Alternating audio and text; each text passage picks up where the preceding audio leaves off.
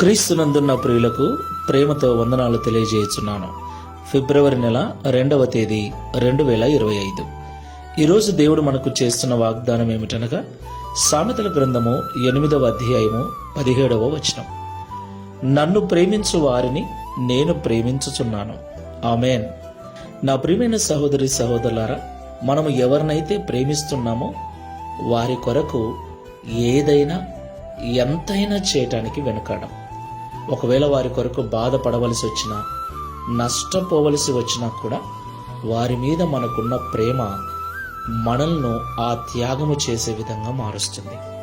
దేవునికి మహిమ కలుగునుగాక. నా ప్రియమైన సహోదరి సహోదరులారా, మనుషులమైన మనము ప్రేమించే వారి కొరకు అంతగా చేస్తే మరి దేవుడు మన కొరకు ఎంత చేస్తాడు? ఆయన ప్రేమ ఇంకా వర్ణించలేనిది కదా. అయితే ప్రభు ఏమంటున్నాడంటే, నన్ను ప్రేమించు వారిని నేను ప్రేమించుచున్నాను అంటున్నాడు. దేవునికి మహిమ కలుగునుగాక. ఈ మాటలు వింటున్న ప్రియ సహోదరి సహోదరుడా, ఈ లోకంలో నీ ప్రేమ ఎవరి మీద ఉంది? మనుషుల మీదనా? డబ్బు మీదనా? పేరు ప్రతిష్టల మీదనా? దేనిని నువ్వు ప్రేమిస్తూ ఉన్నావు? ఎవరిని నువ్వు ప్రేమిస్తూ ఉన్నావు? ఈ లోకంలో దేనిని ప్రేమించినా, ఎవరిని ప్రేమించినా అది నీకు ఇబ్బందిని, బాధను కలిగిస్తుంది. అయితే లోకమునైనను, లోకములో ఉన్న వాటినైనను కాకుండా దేవుణ్ణి మనము ప్రేమిస్తే దేవుడు తిరిగి మనల్ని ప్రేమిస్తాడు. దేవుడు తిరిగి మనల్ని ప్రేమిస్తే ఇక మనకు ఏమైనా కొరత ఉంటుందా? మనం ప్రేమించే వారి కొరకు అంతగా చేస్తే మరి దేవుడు ఇంకెంత చేస్తాడు? ఎలాంటి కష్టము, కన్నీళ్లు రాకుండా చూసుకుంటాడు. కాబట్టి మాటలు వింటున్న ప్రియ సహోదరి సహోదరుడా, ఆయనను మాత్రమే ప్రేమించుదాం.